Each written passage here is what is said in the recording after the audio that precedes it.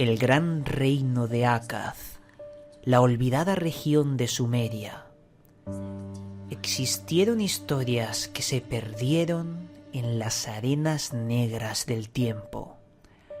Anunnaki actualmente solo es el eco reflejado en las grandes montañas del origen de la creación. Pero ¿qué sabemos en realidad de los primeros dioses de la humanidad?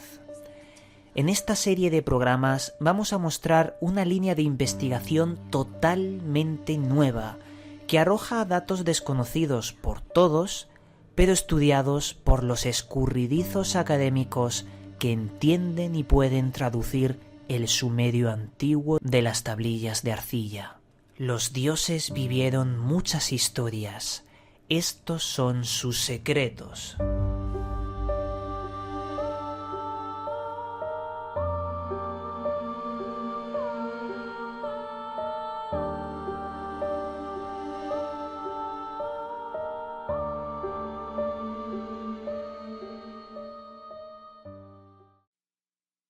Saludos, buscadores del misterio, y gracias por asistir a granmisterio.org. Hoy os traigo el videoprograma más complejo que he realizado en estos 4 años de difusión por internet de investigaciones. Y es un programa muy complejo porque me ha costado mucho investigar y sacar datos nuevos sobre las tablillas de arcilla y la búsqueda de las traducciones literales sin interpretar de esas tablillas. Tengo aquí un libro en la mano, Mitos sumerios y acadios, que me ha costado mucho tiempo conseguirlo y porque sencillamente o está descatalogado o no existen en diferentes lugares, pero una vez que me hice con él comprobé mis sospechas. Mis sospechas eran que aquí está la fuente de todas esas traducciones literales de las tablillas. Y lo vamos a ir viendo en esta serie o saga de vídeos, porque es tanta la información nueva que puede aportar algo sobre la temática Anunnaki y Sumeria, que es mi obligación hacer estos vídeos para dar ese granito de arena al mundo de la investigación. Lo que os voy a proponer es una visión académica del mundo de los sumerios, los acadios, los babilónicos y sobre todo lo que nos interesa, los Anunnaki, esa figura extraterrestre que creó al ser humano o que nos han dicho que creó al ser humano con una serie de personajes que salieron hace bastante tiempo y que mediante sus libros estuvieron demostrando que sí, eran extraterrestres que venían de un planeta hipotético llamado Nibiru, que hicieron al hombre mediante la manipulación del homínido, de los primates, y así poder utilizarlo en las minas de oro. En esta serie de vídeos que voy a realizar vais a ver que todo esto es falso. Hay una historia muy distinta a los Anunnaki y os voy a decir cuál es la línea que voy a seguir para tratar todo este tema. Veréis, está la línea de Zecharia Sitchin. Luego está la línea de Anton Parks. Hay otras líneas, claro que sí, pero yo voy a coger la línea de Samuel Noah Kramer, junto a Federico Lara Peinado, ya que estos dos lingüistas fueron de los pocos que leyeron las tablillas sumerias y las tradujeron literalmente sin interpretar. Y esto lo vamos a ver ahora en un ejemplo que os voy a mostrar. Veréis, os voy a mostrar una de las partes más importantes para el estudio de forma objetiva y seria de toda la temática Anunnaki. En este libro que os estaba comentando aparecen todos los mitos recogidos en todas las tablillas conocidas.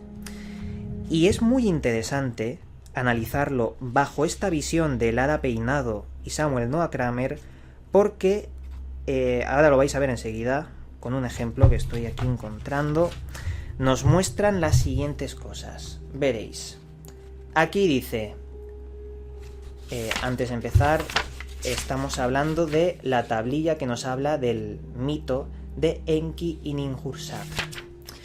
Pues bueno, cuando nos muestran todos estos mitos, traducidos literalmente, vemos esto. Por ejemplo, Enki, entre los marjales, mira a su alrededor, el ojo, ¿veis este símbolo?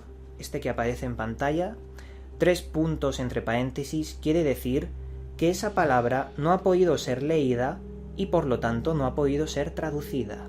¿Por qué no ha podido ser leída y traducida? Porque la mitad o más del 80% de las tablillas fueron destruidas o tienen imperfecciones que a los lingüistas les impide leer.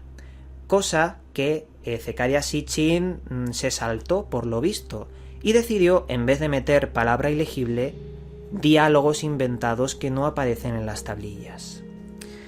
Por lo consecuente, el autor continúa. Aquí vemos en esta frase: a partir de aquí existe una laguna de unas 10 líneas destruidas.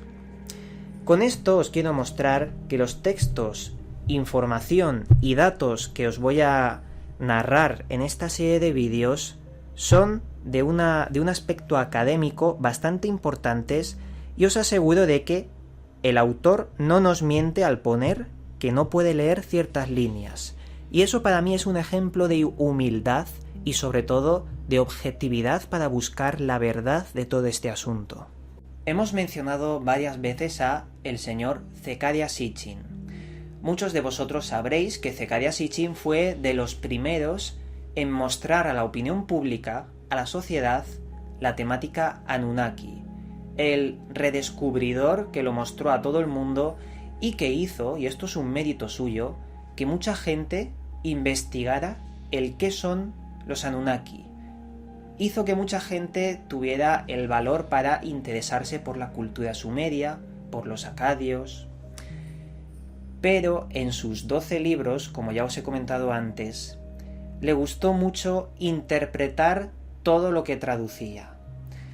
Para mí, la prueba más importante son esos diálogos inmensos que aparecen en sus libros. Diálogos de un Anunnaki a otro, diálogos de personas que hablaban con los dioses, diálogos tan largos que no aparecen en las tablillas.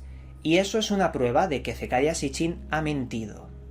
Eso lo puedo decir más fuerte pero no más claro, porque es un hecho de que esos diálogos no existen.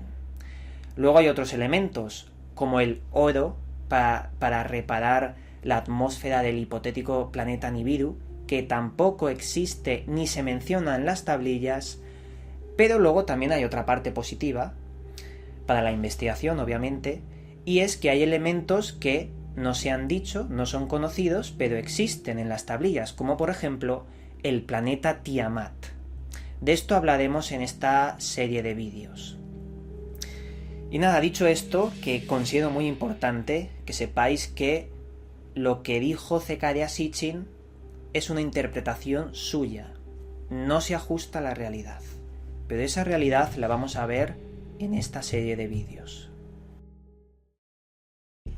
Antes de mostraros todas las tablillas, nos tenemos que situar en un contexto geográfico y cronológico de la historia de la antigua Sumeria. Veréis, la vieja Sumer comenzó hace más de 3500 años antes de Cristo, pero existe una pequeña población, un asentamiento, que fue el primero de Sumeria, que surgió hace 5800 años antes de Cristo, por lo que vemos que la distancia en el tiempo es brutal, es inmensa. Luego surgió después de Sumeria, porque Sumeria empezó en un declive que fue absorbido por los acadios, por la ciudad de Akkad. Los acadios lo que hicieron fue absorber todas las costumbres sumerias, toda la religión sumeria, todos los dioses, toda su mitología. Los acadios la copiaron entera y la adaptaron para sus intereses. Los textos de escritura cuneiforme de los sumerios fueron plasmados en las legendarias y míticas tablillas de arcilla. Un montón de tablillas donde nos hablaban de toda la historia sumeria. Pero lo que no se cuenta mucho es que no solo dejaron escritas esas tablillas de arcilla, también escribieron en unos grandes cilindros o rollos de piedra en las que aparecían escenas propias de la cosmología, de los dioses, de rituales, cilindros muy importantes que también muestran lo mismo que las tablillas sumerias. Lo que pasa que parece que muchos se han olvidado de esos cilindros. Otro aspecto importante es que cuando los acadios absorbieron a los sumerios, cambiaron la escritura sumeria. Transformaron la escritura sumeria porque era tremendamente difícil. La hicieron algo más fácil, aunque la escritura acadia y la sumeria son muy parecidas. Un dato curioso sobre la escritura sumeria es que hoy en día aún se desconoce de dónde surgió la escritura sumeria. Su enorme complejidad, su aparición de la noche a la mañana en un asentamiento llamado Obeid Ubeid de 5800 a.C. es totalmente desconocido. Nadie hasta la fecha ha sabido resolverlo. Pero como os he comentado, los acadios incluso tuvieron que adaptar ese lenguaje a uno más sencillo. Hay que mencionar también algo que se nos escapa muchas veces cuando hablamos de las tablillas sumerias. No todas están públicas. Algunas desaparecieron, otras fueron destruidas y otras están en grandes almacenes de museos esperando a ser estudiadas. Eso es una realidad. Hay muchos museos de todo el mundo que tienen esas tablillas y se pudren en los almacenes llenas de polvo. Los textos de las tablillas sumerias son anónimos. Y digo de las sumerias, no de los acadios. Los textos son anónimos porque, según el investigador B. Meissner, decía que la percepción de los sumerios, la percepción de Oriente, era en conjunción con la humanidad. Es decir, no existía la individualidad, no existía alguien que hiciera algo en concreto, sino que se creía que los sumerios actuaban en conjunción, todos eran uno, cosa que cambió después con el surgimiento del nacionalismo en Acadia, en Akkad. Y eso es importante porque nos dice que los sumerios plasmaban lo que veían en muchas ocasiones, o tenían una serie de valores que no se modificaban porque eran la historia de todo el pueblo sumerio. Por lo tanto, es difícil encontrarnos que los sumerios relatasen hechos imaginarios. Ellos veían algo y lo adaptaban a su creencia. Ahora vamos a analizar los puntos clave del panteón sumerio y el panteón acadio. ¿Qué es un panteón? Un panteón, diciéndolo de una forma sencilla y vulgar, es una lista de dioses que tiene un determinado acto religioso o una determinada cultura. Cada cultura tendrá los dioses distintos a otras, eso es algo obvio. Pero comparando los panteones sumerios y acadios, son casi idénticos.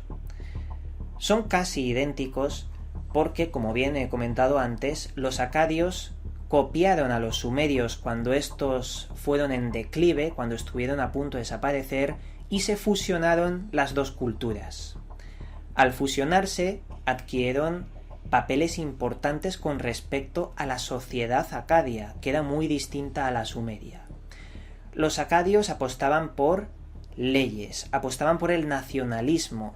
Surgió un sentimiento muy grande de gobierno, y eso lo que hizo fue separar el sentimiento sumerio de unidad, de que todos son uno, de que la humanidad o el pueblo sumerio era solo uno. Separaron eso y los acadios hicieron todo lo contrario. Cada individuo es diferente del otro, cada individuo actúa de una forma distinta al otro. Ya no es un conjunto, sino que todos son independientes. Y eso hizo que también el panteón de dioses sumerios fuera modificado para hacer que los dioses fueran más poderosos, más altos, más divinos, ya que los sumerios creían que los dioses sumerios vivían con ellos. Es decir, para los sumerios, los dioses convivían con el hombre, bebían con el hombre, hablaban con el hombre y estaban gobernando las ciudades de los hombres. Para los acadios eso es distinto. Los acadios decían y mostraban en su mitología que los dioses estaban en el cielo, tenían asuntos de dioses y tenían todo el poder para destruir al insecto del ser humano. Básicamente esa es la idea. Por eso hicieron algo que los sumerios nunca habían hecho. Cogieron un dios, los acadios, y lo transformaron en el más poderoso de todo el panteón existente. Ese dios era Marduk. Pero luego entraremos en detalle sobre el dios Marduk. Ahora vamos a hablar del mito de la creación respecto a Sumeria. Luego hablaremos del mito de la creación respecto a Acadia. En el mito de la creación sumeria, todo empezó en el abismo, en el gran abismo absoluto. Este abismo absoluto, algunos autores, como la Hada Peinado, han teorizado que podrían ser el cielo, las estrellas, el universo. En ese gran abismo había una enorme montaña, una montaña tan grande que cuando fue partida por el dios Enlil se creó el cielo y la tierra. Algunos autores han visto que la metáfora de la montaña se refería a la materia como la explosión, el Big Bang. Pero claro, ahí no habrían pruebas de que los sumerios conocieran el Big Bang. Es algo que la ciencia no puede aceptar. Pero vemos que el gran abismo como el universo y la gran montaña como la materia nos habla de la creación de la existencia y del universo. Pero bueno, vamos a continuar. Después de que Enlil creara el cielo y la tierra, separando esa gran montaña, otros dioses crearon la luz, la oscuridad, los animales y el reino vegetal. Pero fue un dios, con la ayuda de otros dioses, quien creó al ser humano.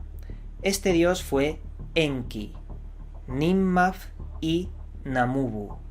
Estos tres dioses hicieron al ser humano.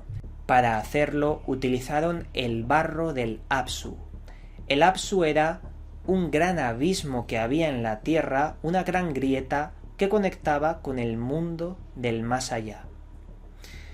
Con ese barro del más allá, ese barro del Apsu, crearon al ser humano. Pero ya entraremos en detalles de cómo lo crearon según los sumerios y según los acadios. También hay que mencionar los dioses principales de la mitología sumeria. Y en primer lugar, aquí vamos a ver una cosa muy importante. An es el dios del cielo Anunnaki, el dios de dioses, el padre de los dioses, el gobernante. Pero no es Anu, como siempre nos han dicho. Anu es el dios acadio del cielo y An es el dios sumerio del cielo. ¿Son la misma persona? Sí, pero tienen un nombre distinto. Cuando veáis An se refiere a mitología sumeria. Cuando veáis Anu se refiere a la Acadia. Enlil es el dios del viento, Enki de la tierra, Zu es el dios de la luna y Ud es el dios del sol. Luego tenemos a Inanna, la diosa de la vida y la creación. Pasamos a los dioses secundarios. Tenemos a Nergal, señor del mundo interior, del más allá, el que gobierna el Apsu. Más tarde tenemos también a Ereshkigal, la hermana de Inanna.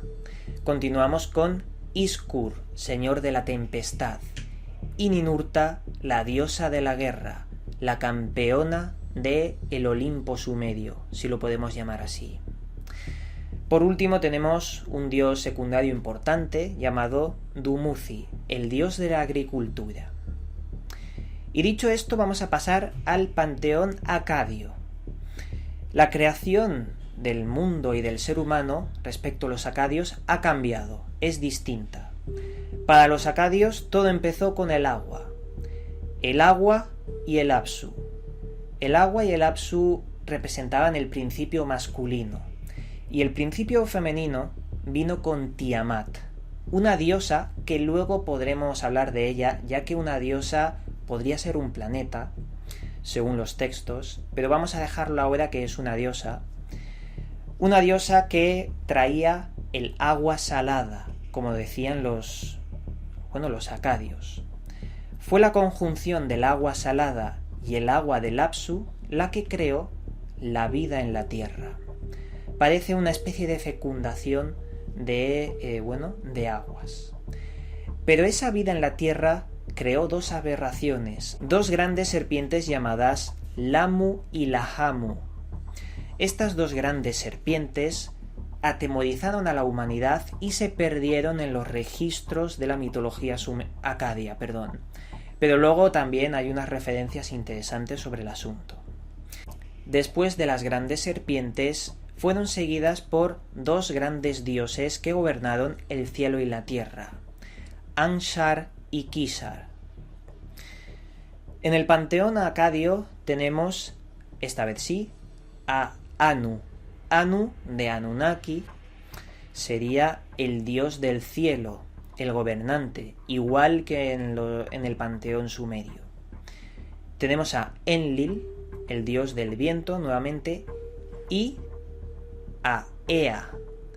Enki no aparece como dios acadio, aparece Ea como dios acadio.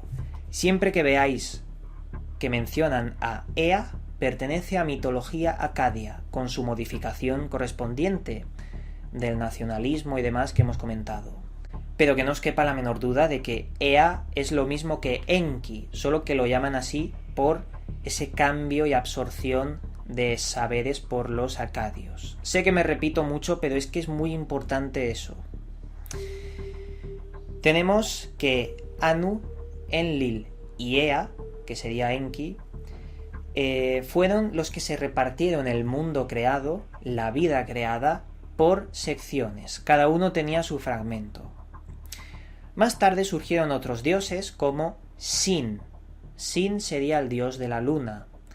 Luego tenemos a sus hijos que pertenecen a Istar, que sería la diosa Venus, y a Sumas, el dios del sol.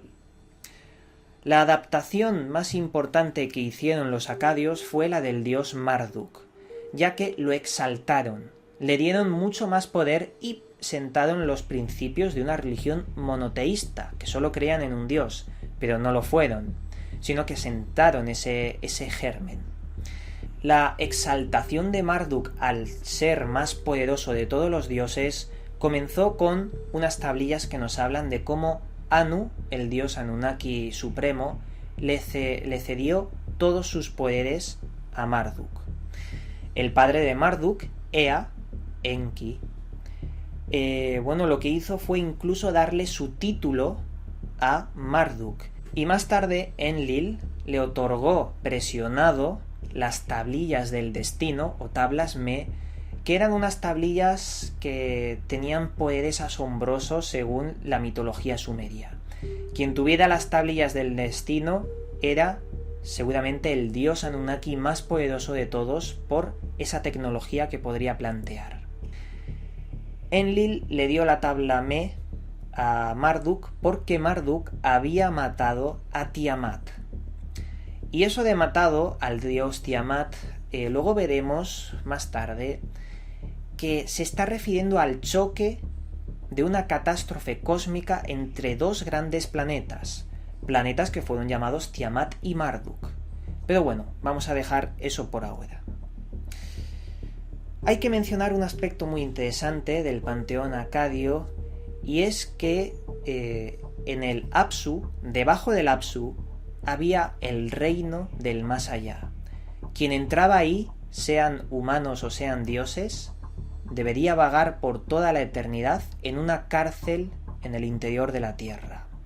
En esa cárcel vivían los demonios que también tienen su protagonismo en las tablillas sumerias y acadias, y que hicieron cosas sorprendentes. Pero bueno, esos demonios que viven en el más allá, debajo del Apsu, también son importantes. Os ruego que me perdonéis un poco si veis que me equivoco algo en la pronunciación, pero es que son nombres muy antiguos, difíciles de pronunciar, y yo estoy haciendo todo y lo máximo que puedo. Ahora vamos a comentar un poco cuál es el contenido de las tablillas sumerias de arcilla traducidas directamente de Samuel Noah Kramer y Federico Lada Peinado. En el panteón sumerio tenemos los mitos de los orígenes. En ellos encontramos el mito del nacimiento de la luna, con Enlil y Ninlil. Tenemos también el mito del paraíso sumerio, con Enki y Ninhursag. Tenemos el mito del problema de la creación del ser humano, con Enki y Ninmah. También nos habla del mito del origen de los cereales y también la hierogamía cósmica, que esto nos habla un poco del origen de los vegetales. Pero uno de los más importantes de los mitos sumerios de los orígenes es el diluvio universal sumerio, en el que Enlil pretende destruir la humanidad y Enki intenta impedir eso. Los mitos de la organización sería el segundo bloque del panteón sumerio.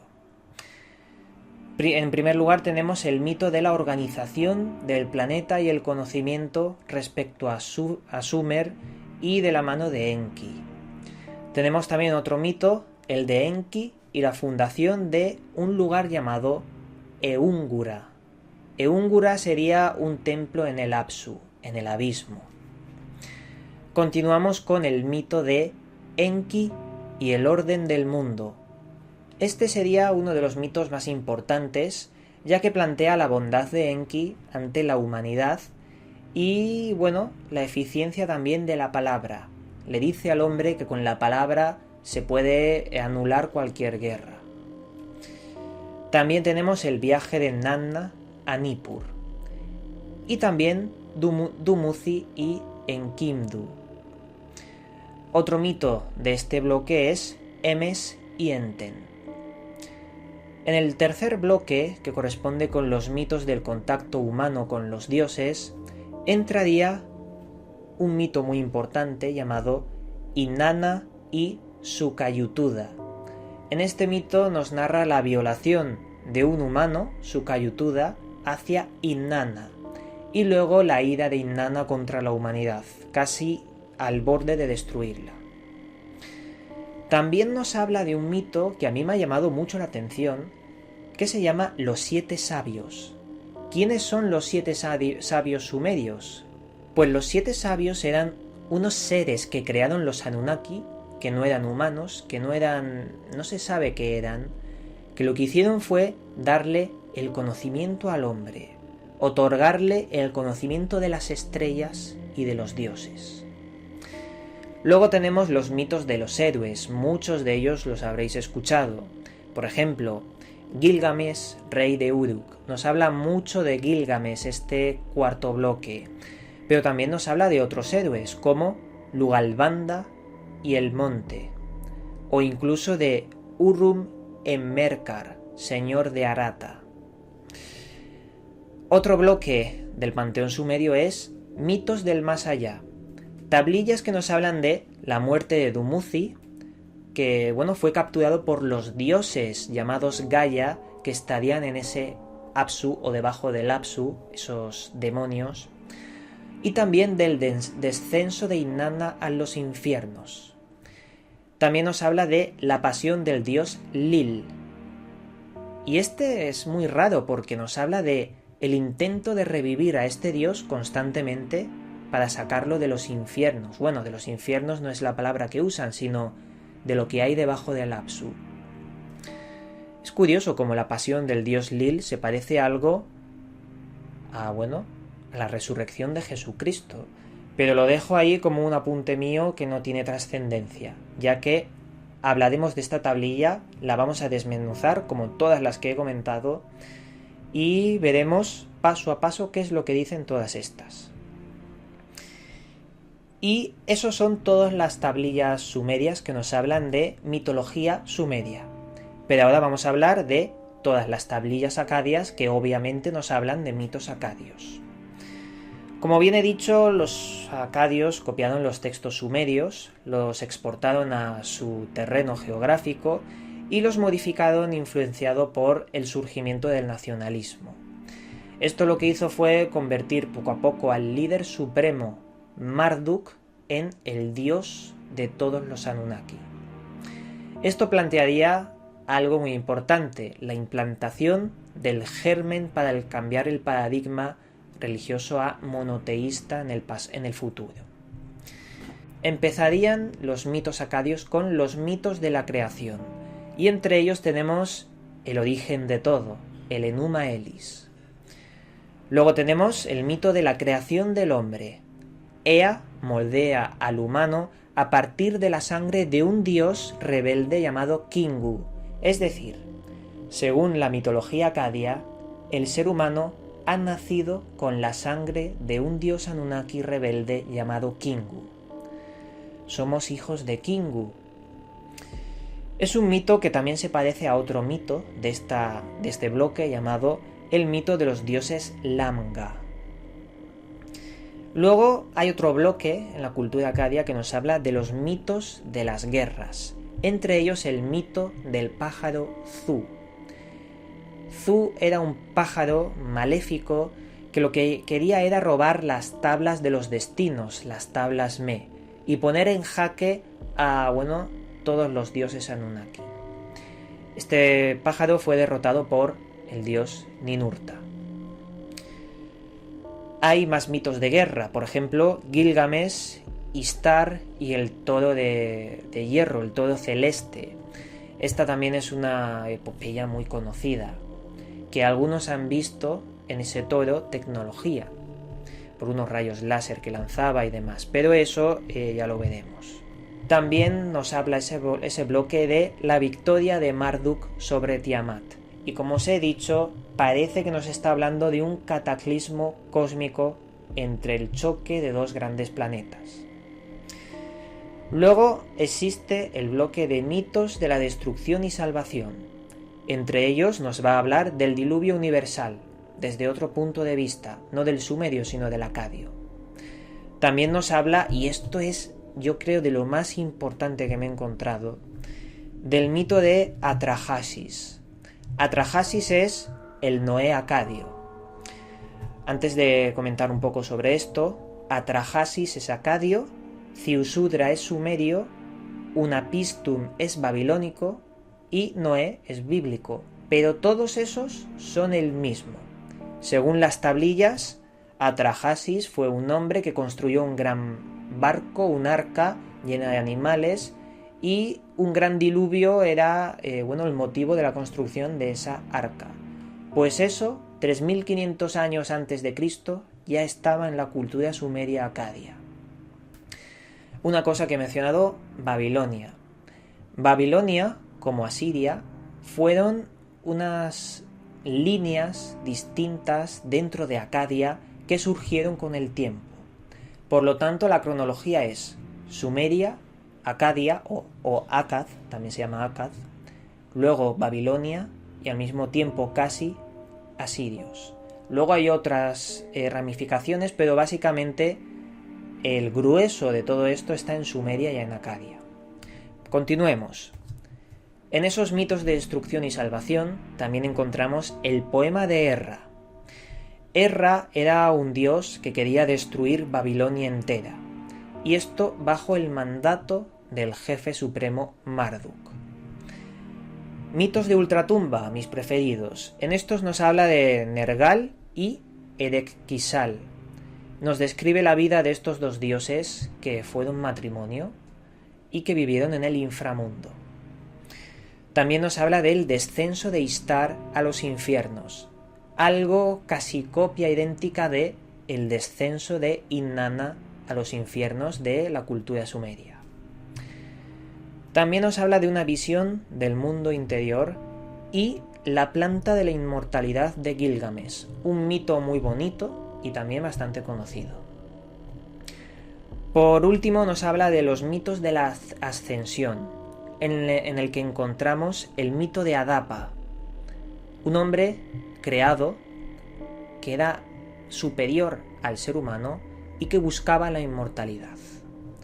También el mito de Etana, alguien que quería viajar a los cielos con los dioses para conseguir la planta del nacimiento. Y en los mitos de exaltación encontramos entre varios uno muy importante llamado los 50 nombres de Marduk, en el que se enaltece nuevamente el poder de este dios Anunnaki. Voy a relataros una de las tablillas sumerias que a mi juicio son más importantes y que pertenece al panteón sumerio y no acadio. Vamos a hablar del diluvio sumerio. Después, cuando mencionemos un fragmento, vamos a intentar darle un sentido a todo esto. El diluvio sumerio. El mito sumerio del diluvio, recogido en una tablilla localizada en la ciudad de Nippur, constituye la primera narración en la historia de un diluvio universal. El fondo del texto, que repite tradiciones orales antiquísimas, fue adaptado posteriormente en otros relatos míticos, religiosos y aún históricos. Se desconoce gran parte del poema sumerio, ya que faltan casi las 2/3 partes de todo el texto. Pero cuando el contenido se hace inteligible, nos hallamos ante una divinidad que habla de salvar a los hombres de la destrucción. El texto dice así: un diluvio va a inundar todas las moradas, todos los centros de culto, para destruir la simiente de la humanidad. Palabra ilegible. Tal es la decisión, el decreto de la asamblea de los dioses. Tal es la palabra de An, Enlil y Ningursag. Palabra ilegible. La destrucción de la realeza. En este punto aparece alrededor de otras 40 líneas destruidas donde se recogían las instrucciones dadas a Ziusudra, el Noé bíblico. Todas las tempestades y los vientos se desencadenaron. En un mismo instante, el diluvio invadió los centros de culto.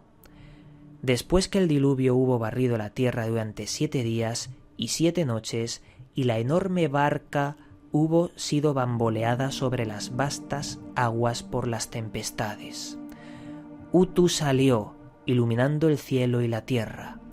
Ziusudra abrió entonces una ventana de una enorme barca, y Utu hizo penetrar sus rayos dentro de la gigantesca barca. El rey Ziusudra se prosternó entonces ante Utu. El rey le inmoló gran número de bueyes y carneros. Faltan 40 líneas de texto. Invocaréis por el cielo y por la tierra, palabra ilegible. An y Enlil invocaron por el cielo y por la tierra, palabra ilegible, e hicieron aparecer los animales que surgieron de la tierra. El rey Ziusudra se prosternó ante An y Enlil. An y Enlil cuidaron de Ziusudra, le dieron vida como la de un dios e hicieron descender para él un eterno soplo como el de un dios. Entonces al rey Ziusudra, que salvó de la destrucción la simiente de la humanidad en aquel tiempo, allende los mares, en el oriente, en Dilmun, le hicieron vivir. El resto del texto sumerio, alrededor de más de 39 líneas, ha sido perdido totalmente. Como habéis visto, esta tablilla sumeria sobre el diluvio sumerio nos habla de el Noé bíblico. Ziusudra, Unapistin, Atrahasis son la misma persona en diferentes culturas, pero que hace exactamente lo mismo: construir una gran barca para salvarse del diluvio universal. El autor Samuel Noah Kramer y Lara Peinado hace un apunte en esa tablilla en la que dice que leamos el Génesis versículo 6-8, porque esa referencia, lo que está ahí plasmada en la Biblia, es exactamente lo mismo que cuentan las tablillas sumerias de hace más de 3000 años antes de Cristo. Por lo tanto, ¿qué implica todo esto? ¿Qué implica que los hechos de la Biblia sean más antiguos que la propia Biblia? ¿Qué implica que ya estén escritos en la cultura sumeria-acadia? Pues implica que existe una posibilidad de que eso fuera real, porque dos culturas o religiones separadas en tiempo y en espacio que cuenten lo mismo, y no solo dos, 4, con Ciusura, Unapistin y todo esto. Eso a mí me da que pensar que hay un secreto escondido en estas tablillas sumerias, y no voy a parar hasta encontrarlo. Por otra parte, también, esto es importante, en el libro Fuente de Tablillas, en las traducciones, nos hace un apunte que dice que Samuel Noah Kramer tradujo una cosa distinta a lo que tradujo Federico Lara Peinado. Kramer tradujo: el rayo, fruto de ira de los dioses, inmoló y quemó a un solo carnero. Y Federico Lara Peinado traduce: el rayo, motivado por la ira de los dioses, inmoló y quemó a varios carneros. Con esto os quiero mostrar que son muy meticulosos estos dos autores a la hora de traducir directamente de las tablillas. Un simple plural ha sido motivo de anotación en el libro, y para mí eso ha sido muy importante, porque es la fuente, es el grueso, lo que necesitamos para investigar. Y bueno, os he contado uno de estos mitos. Este vídeo sé que ha sido complejo, sé que incluso ha sido algo pesado, porque son muchos datos, son difíciles, pero yo he sentido la obligación y el deber de hacerlo, de mostrar estos datos, porque para mí es una curiosidad que estaba durante mucho tiempo en mí, latente para resolverla, y es que tengo que hacerlo, tengo que intentar resolverlo. Ahora bien, esta es una línea de investigación, hay muchas otras. Podéis seguir la de Zecaria Sitchin, pero ojo, como bien he dicho, ahí hay mucha invención. Pero eso no quita de que tengamos que leer también a Sitchin para saber de qué estamos hablando. Está claro que si no lees a Sitchin, no vas a saber qué es verdad y qué es mentira. Una vez que leas a Sitchin ya vas a saber que es todo mentira. Pero hay otras líneas, como la línea de Anton Parks, que sigue mi amigo David Parcerisa, que también podéis visitar, y así tener dos puntos de vista distintos. Y nada, espero que mi trabajo sirva de ayuda, y eso es muy importante, lo considero muy importante, que lo que haga os sirva de ayuda, y lo que vosotros investiguéis también me lo hagáis comunicar para mejorar todo este asunto. Y dicho esto, también le voy a mandar un saludo a mi amiga Laura de Liverpool, que está ayudándome también a estudiar este asunto, ya que ella está a punto de acabar el máster de arqueología en Liverpool. Me ha dado varios apuntes y la verdad es que se lo agradezco. Y con esto os mando un cálido abrazo y nos volveremos a ver en otro vídeo. ¿Es posible que en la antigüedad hayan existido entre el hombre, entre la mujer, una raza de seres gigantes?